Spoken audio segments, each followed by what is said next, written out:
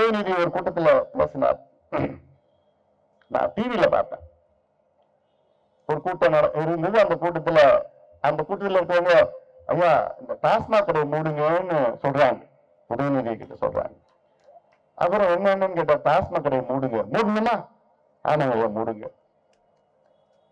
அவர் காரணம் என்ன சொல்றாருன்னா, ஏன் மூடலன்னு காரணம் 2016 அப்ப கலைஞர் நாங்க ஆட்சிக்கு வந்தா பூரண மதுவிலக்கு கொண்டு வருவோம் என்று கலைஞர் அப்ப சொன்னாரா? அப்ப நீங்க யாரும் ஓட்டு போடலையா? அதனால இப்ப நாங்க டாஸ்மாக் திறந்து வச்சிருக்கோம் விளக்கம் சொல்றாரு. என்னங்க அதெல்லாம்? இது விளக்கமா அதெல்லாம்? அப்ப நீங்க தேர்தலில் மக்கள் வாக்களிக்கவில்லை என்றால் உங்க கொள்கையை நீங்க மாற்றுப்பீங்களா? திமுக நான் கேட்கிறேன், சட்டத்தை மாற்ற மாதிரி உங்க கொள்கையை நீங்க மாற்றிப்பீங்க. மக்கள் வாக்களிக்கணும். நாங்க அப்படி கிடையாது. எங்கள் கொள்கையில் உறுதியாக இருப்போம். எங்கள் ஐயா 44 ஆண்டு காலம் உறுதியாக கொள்கையில் உறுதியா இருக்கிறார். கோவிலை பத்தி கவலை இல்லை, ஓட்டை பத்தி கவலை இல்லை, அரசியல் பத்தி கவலை இல்லை. மதுவிலக்கு என்று உறுதியாக இருக்கின்ற பாட்டாளி கட்சி அது நிச்சயமாக கொண்டு வருவோம். காரணம், ஒரு பக்கம் மது, அடுத்த பக்கம் போதைப் பொருள். தமிழ்நாடு இன்னைக்கு கஞ்சா நாடா மாறிடுச்சு. எங்க பார்த்தாலும் அப்படியே சின்ன சின்ன பிள்ளைங்க சீரழிந்து பாழ்ந்து வாழ்க்கை நாசமாகிட்டு. அதை பத்தி முதலமைச்சருக்கு எந்த கவலையும் கிடையாது, எந்த கவலையும் கிடையாது. நான் பலமுறை முதலமைச்சர்கிட்ட நேரில் பார்த்து சொல்லியிருக்கிறேன், எப்படியாவது நடவடிக்கை எடுங்க, போதைப் பொருள் பழக்கத்துக்கு நடவடிக்கை எடுங்க. இன்னைக்கு போதைப் பொருள் யார் அதிகமாக பயன்படுத்த தெரியுமா? காலேஜ் பிள்ளைங்களோட ஸ்கூல் பிள்ளைங்க. இந்த நிலை தொடர்ந்தால் அடுத்த 10 ஆண்டுகள் தமிழ்நாட்டில் மனித வளம் இருக்காது. தமிழ்நாடு முன்னேற முடியாது. மனித வளம் என்றால் ஐடி செக்டர் மட்டும் கிடையாது. எல்லா செக்டருக்கு கீழே இருக்கிற எல்லா மக்களும் முடியாது. இப்பவே வேலைக்கு வரமாட்டேன்னு சொல்றாங்க. இப்ப தமிழ்நாட்டில் எங்க இருந்து கொண்டு வராங்க? ஜார்க்கண்ட்ல, சத்தீஸ்கர்ல நீங்க வராங்க. எல்லாம் குடிச்சுக்கிட்டு திராவிட மாடல். திராவிட மாடல் என்ன? திராவிட மாடல் தமிழ்நாட்டில் இருக்க இளைஞர்கள் மது இல்லாத இருக்க முடியாத சூழல் தான் திராவிட மாடல். இதுக்காக தான் என்ன கட்சி தொடங்கினாரா? இதுதான் உங்களுடைய கொள்கையப்போ எல்லாம் இருக்கிறது. எங்கள் ஐயாவை பற்றி விமர்சிக்க நீங்கள் யார்? உங்களுக்கு என்ன தகுதி இருக்கிறது? நான் கேட்கிறேன், இந்தியாவை 77 ஆண்டுகளில் கிட்டத்தட்ட 60 ஆண்டுகள் காங்கிரஸ் கட்சி ஆண்டது. கிட்டத்தட்ட 60 ஆண்டுகள். இந்த 60 ஆண்டுகளில் காங்கிரஸ் நாங்க ஜாதிவாரி கணக்கு நடத்துவோம் எல்லாம் சொன்னாங்களா? அது இருக்கா? இப்ப ராகுல் காந்தி சொல்றாரு, கடந்த ஆண்டு சொன்னாரு மத்திய பிரதேச தேர்தல், ராஜஸ்தான் தேர்தல், சத்தீஸ்கர் தேர்தல் அதுக்காகத்தான் வரதுக்கு இப்ப ஒன்னும் சொல்லலையே. அதே வேளையிலே பிஜேபி என்னைக்காவது நாங்க ஜாதிவாரி கணக்கெடுப்புக்கு எதிராக சொல்லியிருக்கிறாங்களா? இல்ல, சொல்லல. இங்கதான் எங்க ஐயா அவர்கள் பிரதமர் மோடியை நேரடியை சந்தித்து வலியுறுத்தி இது சமூக நீதி பிரச்சனை. மோடி அவர்களும் ஓபிசி, எங்க ஐயாவும் ஓபிசி. இது எங்களால் முடியும். கடந்த காலத்தில் நாங்கள் கூட்டணியில் இருந்தோம். ஐக்கிய முற்போக்கு கூட்டணியிலும் இருந்தோம். அந்த கூட்டணியிலே நாங்கள் முன்வைத்த ஒரே ஒரு கோரிக்கை, இந்தியாவிலே ஓபிசிக்கு 27 விழுக்காடு இடஒதுக்கீடு வர வேண்டும் என்று. கூட்டணியில் சேர்ந்த 2 ஆண்டுகளுக்கு பிறகும் அந்த இடஒதுக்கீடு கிடைக்கவில்லை. அந்த யூபிஏ மீட்டிங்கில் எங்களுடைய மருத்துவர் ஐயா அவர்கள் எழுந்து நின்று, அத்தனை தலைவர்கள் கூட்டத்தில் எழுந்து நின்று, இன்று நாங்கள் கூட்டணியை விட்டு வெளியேறுகிறோம், நீங்கள் 2 ஆண்டு காலத்திலே இந்த இடஒதுக்கீடு கொண்டு வரவில்லை என்று காட்டமாக எழுந்து வெளியேறினார். உடனே சோனியா காந்தி அம்மையார், உட்காருங்க உட்காருங்க டாக்டர் ராமதாஸ் உட்காருங்க, நாங்கள் நாளையில மீண்டும் சந்திக்கலாம் என்று சொன்னார்கள். நாளையில மீண்டும் இன்னும் மற்றொரு கூட்டம் நடந்தது. ஒரே நாள் 2 கூட்டம் நடக்குது. நாளையில அடுத்த ஆண்டிலிருந்து இந்தியாவிலே 27 விழுக்காடு ஓபிசிக்கு கல்வி நிலையங்கள் இடஒதுக்கீடு என்று அறிவிப்பு வந்தது. இது யாரோட வந்தது? மருத்துவர் ஐயாவால் வந்தது. இதே நிலைத்தான் பாரதிய ஜனதா கட்சி தேசிய ஜனநாயக கூட்டணியிலே எங்களால் வலியுறுத்த முடியும், நன்றாக கேட்க முடியும், வாதம் செய்ய முடியும், பிரதமரிடம் வாதம் செய்ய முடியும். பாட்டாளி கட்சி கொள்கை வேறு இருக்கலாம், பாரதிய ஜனதா கட்சி கொள்கை வேறு இருக்கலாம். ஏன் நான் கேட்கிறேன், திமுக காங்கிரஸ் ஒரே கொள்கையா? இல்ல காங்கிரஸ் கம்யூனிஸ்ட் ஒரே கொள்கையா? கேரளாவில் அடிச்சுக்கிறீங்களா நீங்க? கேரளாவில் ராகுல் காந்தி எதிர்த்து நீங்க வேட்பாளர் போடுறீங்களோ, ராகுல் காந்தி வயநாடு வரக்கூடாதுன்னு சொல்றீங்க. சிவசேனாவுக்கும் காங்கிரஸ் ஒரே கொள்கையா? அரவிந்த் கெஜ்ரிவால் ஆம் ஆத்மிக்கும் காங்கிரஸ் ஒரே கொள்கையா? இல்ல மம்தா பானர்ஜி காங்கிரஸ் ஒரே கொள்கையா? என்ன சார் இல்லையா? நாங்க சேர்ந்தது தமிழ்நாட்டை மீட்டெடுக்க, தமிழ்நாட்டை காப்பாற்ற, தமிழ்நாட்டில் மாற்றங்கள் கொண்டு வர. 57 ஆண்டுகள் தமிழ்நாட்டை அழித்துக் கொண்டிருக்கின்ற, பாழாக்கிக் கொண்டிருக்கின்ற இரு கட்சிகளின் பிடியில் இருந்து தமிழ்நாட்டை மீட்டெடுக்க வேண்டும் என்ற நோக்கம். அதுக்காகத்தான் நாங்கள் சேர்ந்திருக்கிறோம். மாற்றத்தை கொடுங்கள், நீங்கள் கொடுங்கள். இது உங்களுடைய வாழ்க்கை பிரச்சனை. இது ஏதோ தேர்தல் நினைச்சுக்காதீங்க. ஏதோ தேர்தல், நாடாளுமன்ற தேர்தல் வரும், காசு கொடுப்பா, 200, 300, 500 கொள்ளடிச்ச கொடுப்பா, அதை வாங்கிட்டு ஓட்டு போட்டுட்டீங்கன்னா முடிஞ்சு போச்சு. எதிர்காலம் உங்க பிள்ளையோட எதிர்காலம் எல்லாம் நீங்க சிந்தித்து பாருங்கள். அதெல்லாம் ஒவ்வொரு உறவும் அதேதான் பண்ணிட்டு இருப்பீங்க. எந்த வளர்ச்சி கிடைக்க போகுது? அப்புறம் ஒண்ணும் கிடைக்காது. இதே நிலையில் தான் இருப்பீங்க. இந்த தொகுதி ஏதாவது வளர்ச்சி அடைஞ்சிருக்குதா? ஏதாவது வளர்ச்சி, ஒரு சின்ன வளர்ச்சி. சென்னை அப்படிதான் இருக்குது, சென்னை அப்படிதான் இருக்குது. நாம் விரும்பும் சென்னை என்ற ஒரு ஆவணம் 2015 தயாரிச்சோம். ஊரா வந்தப்போ உங்ககிட்ட பெருப்பெருவா வந்து கேட்ட ஒரு மாற்றம் கொடுங்க, படிங்க. அன்னைக்கு நான் சொன்னேன், 2015 சொன்னேன், அடுத்த 10 ஆண்டுகள் இதோட பெரிய வெள்ளம் வரும் என்று சொன்னேன். 8 ஆண்டுகள் வந்துருச்சு வெள்ளம். இன்னைக்கு நான் சொல்றேன், அடுத்த 5-6 ஆண்டுகள் இதோட பெரிய வெள்ளம் வரும். இன்னைக்கு நான் சொல்றேன், அதற்கு தயார் நிலையில் இருங்கள் சென்னை மக்களே. என்ன தயார் நிலை? நீங்க ஒரு மாற்றம் கொண்டு வந்தீங்கன்னா அந்த வெள்ளத்தை தடுக்க முடியாது. வெள்ளத்தால் பாதிப்பை தடுக்கலாம். You cannot prevent the flood, but you can prevent the damage caused by the flood. இன்னொன்னு, இயற்கை கொடுத்த வரம், மழை என்பது இயற்கை கொடுத்த வரம். அதெல்லாம் ஒரு கடவுள், அது மழை தான். ஆனா இப்போ இவங்க 2 கட்சியும் சேர்ந்து அதை மழை பெய்யாலும் பயமா உங்களுக்கு பயத்தை உண்டாக்கிட்டாங்க. ஏதோ மழைனா வெள்ளனா ஏதோ சாதம் நினைச்சிட்டு இருக்க அந்த எண்ணத்தை உங்களுக்கு உருவாக்கிட்டாங்க. ஐயோ மழையா, ஐயோ மழையா. எங்கேயாவது பார்த்துருக்கீங்களா நீங்க? அவ்வளவு மழை சென்னையில பெய்யுது. 95 விழுக்காடு மழை எங்க போகுது? கடலுக்கு போகுது. நம்ம பாருங்க, எவ்வளவு புத்திசாலிங்க 2 கட்சியும். இருக்கிற மழையெல்லாம் கடல்ல விட்டுட்டு கடல்ல இருந்து மழைனா டீசாலினேஷன் பிளான்ட். இது ஒரு முட்டாள்தனம். உங்களுக்கு டீசாலினேஷன் எங்க இருக்கணும்? நீங்க துபாய், சவுதி அரேபியா, மழை பெய்யாத நாடுகள் கடல்ல இருந்து தண்ணி எடுப்பாங்க. ஆனா இங்க அவ்வளவு மழை பெய்யுது. இதுதான் இவங்களோட திட்டம், இவங்களோட சிந்தனை, இவங்களோட புத்தி. அவ்வளவுதான். இவங்களுக்கு தொலைநோக்கு சிந்தனை பார்வையே கிடையாது. நீங்க எல்லாம் அடுத்த தேர்தலை பத்தி கவலைப்படுறாங்க, நாங்க அடுத்த தலைமுறையை பத்தி கவலைப்படுறோம். அதான் நமக்கு அவங்களுக்கு வித்தியாசம். அண்ணா திமுக எடுத்துக்க, அவர் சொல்ற என்ன, நாங்க நம்ம துரோகம் பண்ணிட்டோம், நாங்க எழுதி கொடுத்துருக்கோம் எங்க கட்சி உங்ககிட்ட. என்ன துரோகம் பண்ண? உங்களுக்கு தானே உயிர் கொடுத்தோம், ஒவ்வொரு மொழியும் நாங்க உயிர் கொடுத்தோம் உங்களுக்கு. 96 ஜெயலலிதா அம்மையார் அவர்கள் ஊழல் குற்றச்சாட்டுல ஜெயிலுக்கு போனாங்க.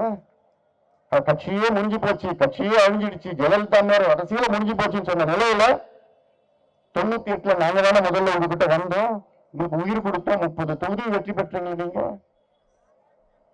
2001 இதுக்கப்புறம் முதலமைச்சர் ஆக மாட்டாங்க ஜெயலலிதா அம்மையார்னு சொன்ன நேரத்துல 2001 நாங்க தானே உங்ககிட்ட முதல்ல வந்தோம். முதல் வந்து வாசல்ல வெயிட் பண்ணிருந்தீங்களா? கூட சேர்ந்தப்ப நீங்க மீண்டும் முதலமைச்சர் ஆனீங்களா? 2009 நாங்க மறுபடியும் வந்தோம், உங்க கூட வந்தோம். நீங்க 12 ஜெயிச்சீங்க, நாங்க ஒன்னும் ஜெயிக்க முடியலையோ. எங்க ஓட்டு உங்களுக்கு போச்சு, உங்க ஓட்டு உங்களுக்கு வரலையோ.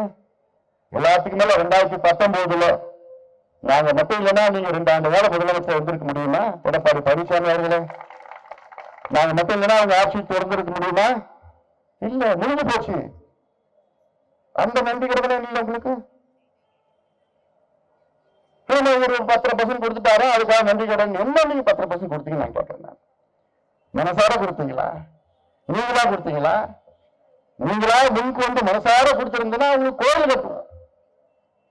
ஆனா உங்க மனசு இல்ல, கொடுக்கிற எண்ணமே இல்லை. நாங்க ஒரே 44 ஆண்டு வாழ எங்கள் ஐயா அவர்கள் போராடி சனி நீதிக்காக போராடி ஒரே நாள்ல 21 உயிர்களை இழந்தோம். ஒரே நாள்ல இழந்தோம். 100கணக்கான உயிர்களை தியாகம் செய்து லட்சக்கணக்கான மக்கள் சிறைக்கு சென்று சமூக நீதிக்காக நாங்கள் போராடி கொண்ட காலம். போராட்டத்துக்கு பிறகுதான் நீங்க ஒரு வழி இல்லாம கொடுத்தீங்க. என்னைக்கு கொடுத்தீங்க? தேர்தல் 4 மணிக்கு அறிவிக்கிறாங்க. 4 மணிக்கு தேர்தல் அறிவிக்கிறாங்க. 1 மணிக்கு சட்டம் கொண்டு வர்றார். என்னன்னு, நீங்க இவ்வளவுதான் சீட்டு கொடுப்பேன் உங்களுக்கு கையெழுத்து போட்டா நான் சட்டம் கொண்டு வரேன். எப்போ? 4 மணிக்கு தேர்தல் அறிவிக்கிறாங்க. 1 மணிக்கு சொல்ற ஐயா சொல்லிட்டார் ஜி.கே. மணி. அப்ப ஜி.கே. மணி தலைவராங்க. ஜி.கே. மணி வெள்ள பேப்பர்ல கையெழுத்து போட்டு கொடு, சீட்டு கூட வேண்டாம், இடஒதுக்கீடு கொடுத்து சொல்லு. இப்படிதான் கிடைச்சது இடஒதுக்கீடு. நீங்க எல்லாம் தூக்கி கொடுத்துட்டாரா? நீங்க உண்மையிலே கொடுத்திருந்தா 1 மாதத்திற்கு முன்பு நீங்க கொடுத்திருக்கணும். எத்தனையோ போராட்டம் நடத்திய பிறகு நான் எத்தனையோ முறை சந்திச்சேன். ஐயா சந்திச்சார். ஜாதிவாரி கணக்கெடுப்பு இடஒதுக்கீடு கொடுங்க, எவ்வளவு முறை சந்திச்சோம். சரி, நீங்க கொடுத்தோன்னு சொல்றீங்க. நீங்க கொண்டு வந்த சட்டம் ரத்து பண்ணிட்டாங்க உயர்நீதிமன்றத்துல. அப்ப நீங்க கொண்டு வந்த சட்டத்தை ரத்து பண்ணதுக்கு ஏதாவது இன்னைக்கு வரைக்கும் நீங்க அதை பத்தி பேசிருக்கீங்களா? நீங்க சொல்றீங்களா 10% கொடுத்தோம், சட்டம் கொண்டு வந்தா சொன்னீங்கல்ல, அந்த சட்டம் ரத்து பண்ணிட்டாங்க உயர்நீதிமன்றத்தில். அப்போ நீங்க என்ன பண்ணிருக்கணும்? நாங்க கொண்டு வந்த சட்டத்தை மீண்டும் இப்ப இருக்கின்ற அரசு கொண்டு வர வேண்டும் என்று உங்க வாயில ஏதாவது வந்திருக்குதா? நீங்க பேச மாட்டீங்க. உங்களை சார்ந்த 5 அமைச்சர்கள் இந்த சமுதாயத்தில் இருந்தாங்கல்ல, அவங்க ஏதாவது பேசியிருக்காங்களா? இன்னைக்கு வரைக்கும் பேசிருக்கீங்க. நீங்க துரோகத்தை பத்தி நீங்க பேசாதீங்க. நாங்க எவ்வளவு பேர் பார்த்துட்டோம். நாங்க உழைப்பாளிகள், பாட்டாளிகள். எங்க நெத்தியில வேர்வை சிந்துகின்ற வர்க்கம் இந்த வர்க்கம், மக்களுக்காக உழைக்கின்ற வர்க்கம் இந்த வர்க்கம். எங்க உரிமையை மீட்டு தர வேண்டும். அதற்காகத்தான் எங்கள் ஐயா அவர்கள் எங்களை வழி நடத்தி கொண்டிருக்கிறார்கள். இவங்க திமுக அதிமுக மாதிரி சொகுசா இருக்கிறவங்க நாங்க கிடையாது. அதனால இதெல்லாம் நீங்கள் மனதில் வையுங்கள், மனதில் வையுங்கள். திமுக நினைச்சு பாருங்கள், சென்னை மக்களே நினைச்சு பாருங்கள். இவங்க ஆட்சிக்கு வருவதற்கு முன்பு என்னென்ன வாக்குறுதி கொடுத்தார்கள் உங்களுக்கு? என்ன? நாங்கள் ஆட்சிக்கு வந்தவுடன் முதல் வாரத்தில் நீட்டை ரத்து பண்ணுவோம். ஆயிடுச்சா? நாங்கள் ஆட்சிக்கு வந்தவுடன் உங்களுடைய நகைக்கடன் தள்ளுபடி செய்வோம். வேணாமா? அம்மாக்கள் வந்திருக்கீங்க, தாய்மார்கள் வந்திருக்கீங்க, உங்க நகையை வச்சீங்க. எனக்கு தெரியும் தருமபுரி தொகுதியில பாவம் மக்கள் எவ்வளோ பெண்கள் நகை 5 பவுன் நகை என்னன்னு சொல்ல 5 பவுன் நகையை அப்படியே தள்ளுபடி செய்யும். அந்த பணமும் வந்து நகையை வந்துடும் சார். இவ்வளோ ஒரு ஏமாத்துவாங்க. பாவம் எத்தனையோ லட்சக்கணக்கான மக்கள் பெண்கள் தாழி வச்சாங்க. அது அப்படியே மூழ்கிடுச்சு, பேங்க்ல மூழ்கிடுச்சு. இன்னும் கிடைக்க முடியல. நாங்க ஆட்சிக்கு வந்தால் கல்வி கடை ரத்து பண்ணுவோம். ஏதாவது ஒரு கல்வி கடை ரத்து பண்ணாங்களா? நாங்கள் ஆட்சிக்கு வந்தால் விவசாய கடன் ரத்து பண்ணுவோம். ஏதாவது ஒரு விவசாயத்துக்கு ரத்து பண்ணாங்களா கடன்? நாங்க ஆட்சிக்கு வந்தால் மாதம் மின் கணக்கெடுப்பு நடத்துவோம் சொன்னாங்க.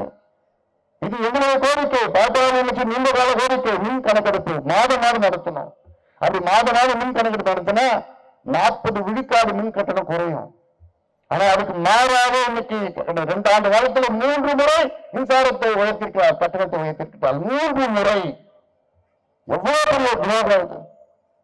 பத்திரப்பதிவு கட்டணம், வீட்டு வரி 3 முறை உயர்த்திருக்கிறார். வீட்டு வரி, குடிநீர் வரி, எல்லா பால் விலை எல்லாம் உயர்த்திட்டாங்க. சொல்றது வர செய்யறது வர.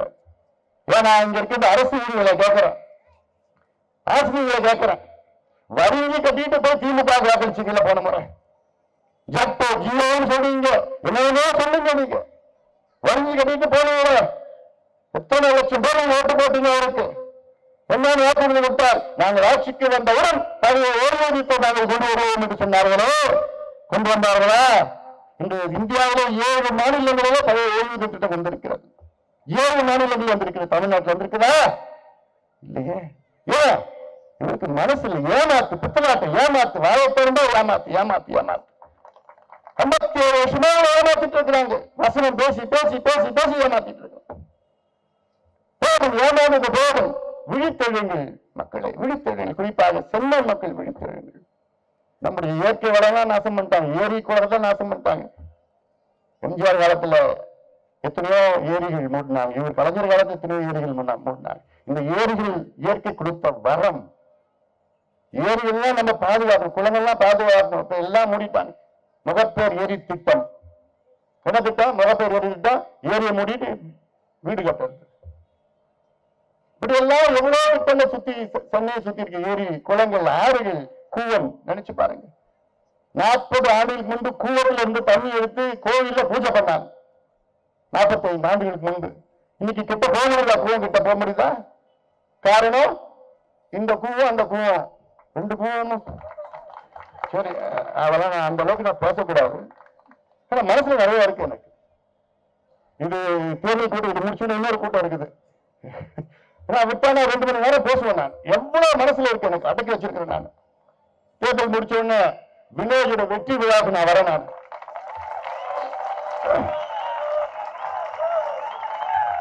அப்ப நான் நிறைய பேசுறேன். நான் நிறைய பேச வேண்டியதா, நிறைய பேசுறேன். நான் ஏன்னா இது முக்கியமான கட்டத்தில் இருக்கின்றோம். முக்கியமான கட்டத்தில் இருக்கின்றோம். 2 கட்சிகளின் மீது நம்பிக்கை மக்கள் இழந்து விட்டார்கள், முற்றிலும் இழந்து விட்டார்கள். வெறுப்பு வந்துருச்சு. both the parties, ADMK and DMK, have lost their utility. அவருடைய தேவைகள் முடிஞ்சு போச்சு, காலாவதி ஆயிடுச்சு. சும்மா இன்னும் காலாவதி. பழைய TV, black and white TV பார்த்துருக்கீங்களா? யாராவது பிளாக் அண்ட் ஒயிட் டிவி பயன்படுத்துறீங்களா? அவ்வளவுதான். இப்பதான் எல்இடி, எல்சிடி என்னமோ வந்துருக்குது. அந்த எல்இடி, எல்சிடி தான் தேசிய ஜனநாயக கூட்டணி. இந்த பழைய டிவி தான் டிஎம்கே, ஏடிஎம்கே. முடிஞ்சு போச்சு. அதெல்லாம் போடுங்க, தூக்கி போடுங்க. வேணாம், புதுசுக்கு மாறுங்க, புதுசுக்கு மாறுங்க. அதாவது இந்த தேர்தல் உங்களுக்கு அந்த உரிமை கொடுத்திருக்கிறது. இந்த தேர்தல் உங்களோட கோபத்தை வெளிப்படுத்துங்கள், உங்களுடைய ஆத்திரத்தை வெளிப்படுத்துங்கள். போதும், பொறுத்தது போதும். சென்னை மக்களே, குறிப்பாக பெண்கள், போதும். உங்களை ஏமாத்தி ஏமாத்தி ஏமாத்தி ஏமாத்தி ஏமாத்தி தேர்தல் நேரத்தில் 500 ரூபாய் கொடுப்பான். அந்த 500 ரூபாய் வச்சு என்ன பண்ண போறீங்க? 500 ரூபாய் வச்சுட்டு 5 வருஷம் குடும்பம் இருக்கலாமா? உங்க வீட்டுக்காரன் ஒரே வேலை, ஒரே வேலை, கடையை திறந்துட்டாங்க. ஆனா உலகத்துல ஒரே நேரம் நான் போயிருக்கிறேன். ஆனா இந்த திமுக அரசு போன்று நான் ஒரு ஆட்சியை பார்த்தது இல்லைன்னா இலக்கு வச்சிருக்கிறான். எதுக்கு? இந்த வருஷம், கடந்த வருஷம் 44,000 கோடி தான் டாஸ்மாக் வருமானமா.